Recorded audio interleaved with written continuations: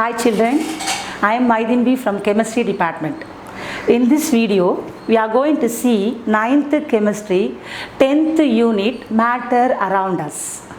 Then what is matter? We use the term matter to cover all the substance and materials from which the universe is composed. So matter is everything around us. The air we breathe, the food we eat, the water we drink, plants, animals, stones, rocks, everything is matter. So everything around us what? Matter is everything around us. Then all these substances, sample of these any elements contain the two properties in common. What are they means? They occupy space and has mass. From this conclusion, we can understand what is matter. Anything that occupies space and has mass is called as a matter. Then we are going to see the classification of matter. Matter is classified into pure substance and impure substance on the basis of the chemical composition.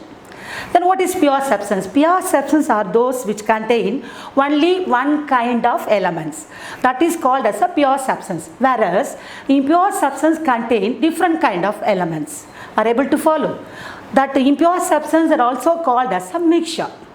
Then we are going to see the pure substance again as classified into elements and compounds. Then what is element? Elements are the building blocks of all the materials. Robert Boyle used the term element for the substance which cannot be subdivided, which cannot be simpler form, which cannot be broken down into simpler forms. That is called as an element. That is called as what? Element, which cannot be broken down into simpler substance. The pure substance is classified into what? Elements and compounds. What is element? So element is nothing but, who used that word element means Robert Boyle used the term element for the substance which cannot be broken down further into simpler substance. That is called as an element. Again, that all the elements, for example, see the aluminium is an element which is made up of only aluminium atom. It is not possible to obtain the simpler substance chemically from aluminium atom. Are able to follow? Then that the elements, all the elements again is classified into metals, non-metals, metalloid according to the various properties. Then what is metal? Metals are typically have what? Hard, shiny, malleable. Malleable means it can be made as a sheet. Fusible and ductile. Ductile means it can be drawn into wire with good electrical and thermal conductivity. These properties are called as metallic properties. For example, what is the example for metals means? We are wearing gold, no? That gold is one of the metal. Silver is one of the metal. Copper is one of the metal. The copper is used to conduct what? In electricity. We are using copper, aluminium. So both are metals. These are examples for metals. Then what is non-metal? Non-metal is an element which does not have the properties of metals. That is called as a non-metal. We are breathing. What gas we are breathing? Oxygen. That oxygen is one of the non-metal. Sulfur. The sulfur is used to make crackers. That sulfur is one of the non-metal. So nitrogen. Plants are using that nitrogen for growth of plants, no? So that nitrogen is one of the non-metal. So oxygen, sulfur, nitrogen, halogens, these are all the example for non-metals. Then what is metalloid? Metalloids are the elements which have the properties both metals and non-metals. They are called as metalloids. Example for metalloids: boron, silicon, arsenic, etc. So these are all called as what? Metalloids. They have the both properties, metals and non-metallic property. Both property present. That elements are called as what? Metalloids. Are able to follow, students? So elements are classified into metals, non-metals, metalloids. Now we are going to see what? Compounds. What is compound? When two or more elements combine chemically to form a new substance, that new substance are called as a compound. For example, take cane sugar.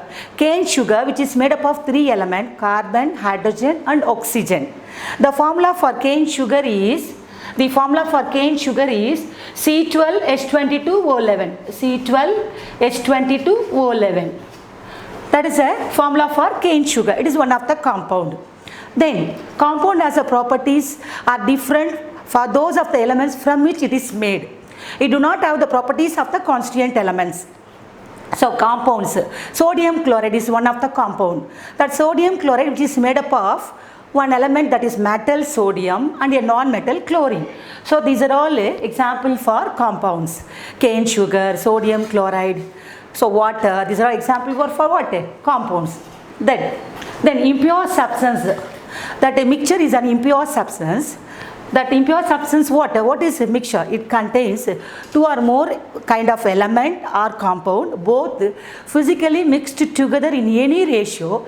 That is called as what? Mixture. That is called as what? Mixture. Lemonade is a mixture of lemon juice, sugar and water. Lemonade. Air is a mixture of air is a mixture of oxygen, nitrogen, carbon dioxide, water vapor and other gases. So these are all example for mixture. That mixture, that impure substance again is classified into homogeneous and heterogeneous. Then what is homogeneous? Basis on the components. That is what? That impure substance is classified into homogeneous, heterogeneous on the basis of the components. Then what is homogeneous? In a mixture, the components cannot be seen separately. That is called as a homogeneous. In a mixture, the components, we can't see the components in a solution. That is called as what? Homogeneous. Then again that homogeneous is classified into true solution and alloys. True solution and alloys. Then what is true solution? What is solution? Solute plus solvent gives solution. Which component present in a lesser amount, that is called as a solute. Which component present in a larger amount, that is called as a solvent.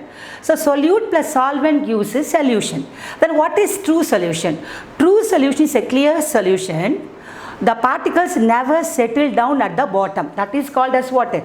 True solution. Example for true solution, sugar solution. Take a spoon of sugar, dissolve in water, we are getting clear solution. It looks like water. Water. If you taste it, then only we can understand it is a sugar solution. By the taste. What is it? That sugar is completely dissolved in the water. So we are getting solution. That solution is known as what? Sugar solution. That is called as what? True solution. If you keep the true solution for some times, the particles never settle down at the bottom. That is called as a true solution. Then what is alloys? Alloys is nothing but a mixture of metals. In our house we are using a vessel, brass. Brass. That brass is a nothing but a mixture of copper and zinc. Both are solid. So we are getting alloys. Example for what? Brass, bronze. These are all example for alloys. Then that heterogeneous. What is heterogeneous means? In a mixture, the components, we can see the components, that is called as what? Heterogeneous. Again that heterogeneous is classified into suspension and colloids. What is suspension? In a solution, the components are settled down at the bottom, is called as a suspension. For example, take wheat powder. Wheat powder dissolved in water. After some time, what happened? That wheat powder settled down at the bottom. So that solution is called as what? Example, suspension. We can say another example. Take a little salt, little sand dissolved in water. That sand do not dissolve in water. It is settled down at the bottom. That solution is called as what? Suspension. Suspension means the components are settled down at the bottom. That is called as a suspension. We can see the particles through the naked eye. Then what is that? Colloids. Colloids is also a heterogeneous solution. It is a turbid solution. We can see the particles, but the particles do not settle down at the bottom. For example, take a spoon of milk powder. That milk powder dissolved in hot water. We can see the turbidity, but the milk powder do not settle down at the bottom. So that is called as a colloids. Are able to follow, students? What is that? In matter, that matter is classified into pure substance and impure substance. Impure substance is otherwise called as a mixture. That pure substance again is classified into elements and compounds. Element mean cannot be broken down into simpler substance. That is classified into metals, non-metals and metalloids. Metals means they have some special properties, that is called as a metals. That property do not present in a element, that is called as a non-metal. Both the property present present in the element that is called as a metalloids. Then compounds, example for compounds what? Cane sugar, sodium chloride, we are daily eating no salt. So these are all example for compounds. That impure substance otherwise called as what? Mixture. That is again classified into what? Homogeneous and heterogeneous. That is a classified into what? Homogeneous, heterogeneous. What is homogeneous? The particles we can't see in a solution, that is a homogeneous. That homogeneous again classified into true solution, alloys. True solution is nothing but water. The particles are completely dissolved. The particles are completely dissolved. It is a clear solution, that is called as a true solution. Alloys is nothing but water. Mixture of metals. Then heterogeneous again is classified into what? Suspension and colloids. Suspension is nothing but the components settle down at the bottom is called as a suspension. The particles do not settle down at the bottom, but we can see the turbidity, that is called as a colloids. We learned the classification of matter. Now we are going to see the solution. We are going to see the solution. Solution is a homogeneous mixture of two or more substances. It is a homogeneous mixture. Solution means what? A solute plus solvent gives a solution. The component present in a lesser amount, that is called as a solute. Which component present in a larger amount, that is called as a solvent. So we are getting solute plus solvent, we are getting solution. The solutions are classified into true solution, colloidal solution and suspension based on the size of the particles. So then what is true solution? True solution is a clear solution. The size of the particles is less than 100 nanometer, less than 100 nm. The size is very too small in true solution. True solution is a clear solution. The particles do not settle down at the bottom. We can't see the particles. That is called as what? True solution.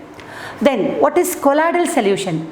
In colloidal solutions, we can see the turbidity, but the particles do not settle down at the bottom. That is called as what?